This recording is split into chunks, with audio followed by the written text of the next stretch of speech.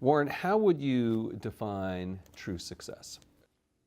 Well, I've said many times that if you get to be 65 or 70 and later, and the people that you want to have love you actually do love you, you're a success. I've never seen anybody that reaches that age. I mean, I'm not talking about somebody that's in extreme poverty or pain or something, but I've never seen anybody that, if they have a lot of people that love them, that is other than happy. And I've seen some very, very wealthy people that they give testimonial dinners to and name schools after and everything.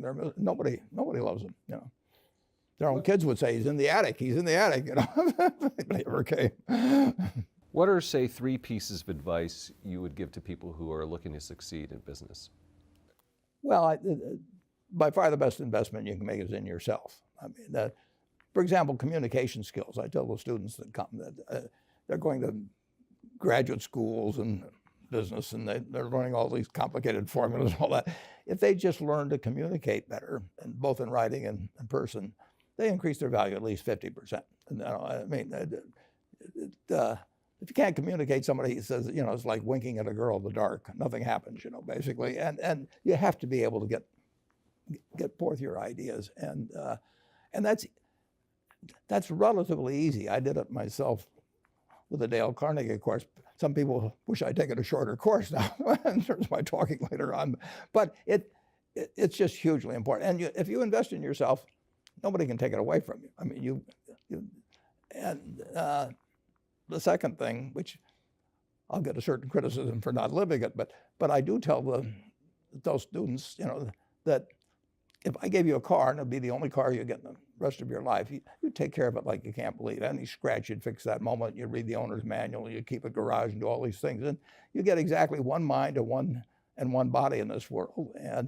And you can't start taking care of it when you're 50. By that time, you'll have rusted out if you haven't done anything. So you should really make sure that you just remember that you just got one mind and body to get through life with and to do the most with it. What about life advice? Well, life advice is, you know, the most important thing, aside from the things I've talked about already, is really who you associate with. You want to associate with people that are better than you are. I mean, basically, you'll go in the direction of the people that you associate with, and you want to have the right heroes. You want people, if you want to emulate somebody, you better pick very carefully who you want to emulate. And when obviously you can't pick your parents, they're going to have an enormous influence on you, but you don't get a choice on that. But you get choices as you go down the line, and who you admire, who you want to copy, and the most important for most people in terms of that decision is their spouse. It's also important in terms of a partner in business, but the partner in life is the most important one. You want to pick a spouse that's better than you are, and then he or she, and you hope they don't figure it out too fast. Great. Biggest mistakes people make when investing? Well, they try to, they just don't realize that all you have to do is just buy a cross-section of America and then never listen to people like me or read the papers or do anything subsequently. They think that because you can trade, you should trade. You buy a farm, you buy an apartment house, you can't resell it tomorrow, and you know the cost of moving around. Now you get something handed to you, liquidity, you know, which is instant. You can sell, and the cost of doing it are pennies, you know, compared to other kinds of investment activity. So because they can so easily move around, they do move around, and moving around is not smarter than investing. You have a pretty cool morning routine regarding what you have for breakfast and how prosperous you feel. What is that? Well, I now actually send somebody over to McDonald's usually to get me something. Since the publicity I got from earlier describing my habits at McDonald's, I now have somebody go in the office, but that was more for entertainment value. I eat exactly what I like to eat. If I liked it on my 6th birthday, at my 6th birthday party when we had hot dogs and hamburgers and Coke and ice cream with chocolate, I still like it. And I don't care about anything subsequently. I discovered it all by the time I was 6. if somebody offered me a deal when I was 20 and said, you're going to live 1 year longer, instead of living to 88, you'll live to 89 or whatever it may be, if you eat nothing but broccoli and Brussels sprouts and onions and all these things. I just said, I'll take the last year off. It probably won't be that good anyway. I mean, so I eat what I like to eat. I'm not venturesome in that area. I like how you lumped in onions with broccoli and Brussels sprouts. Well, Never heard that. I just don't happen to like onions, but no, I don't put them in the same category. You and George H.W. Bush, I think.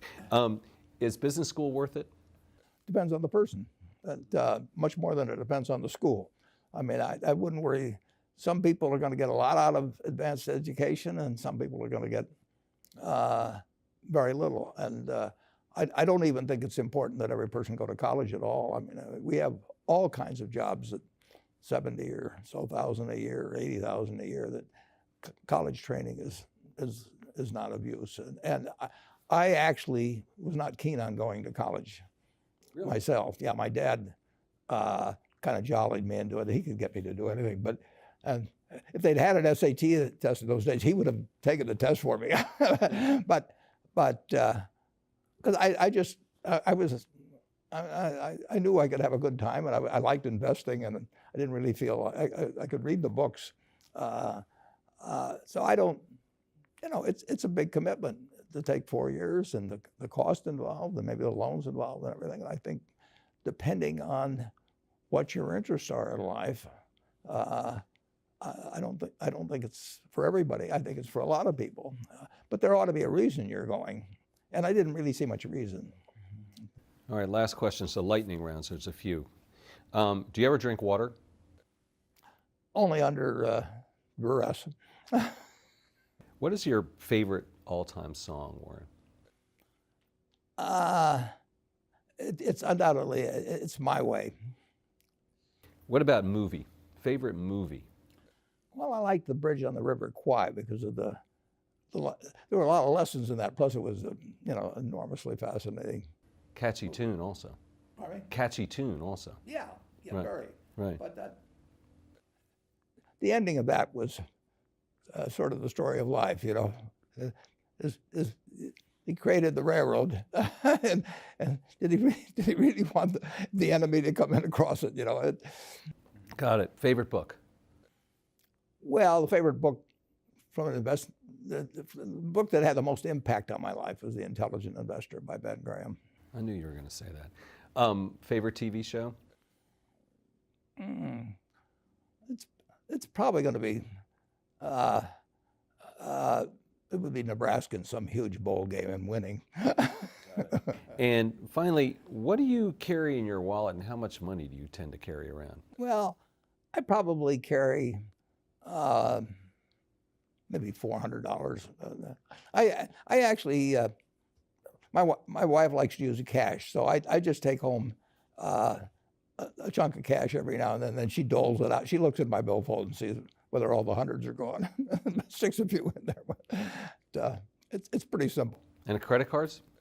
I've got an American Express card, which I got in 1964, but I pay cash 98% of the time. If I'm in a restaurant, I always pay cash. It's just easier. Warren Buffett, thanks very much.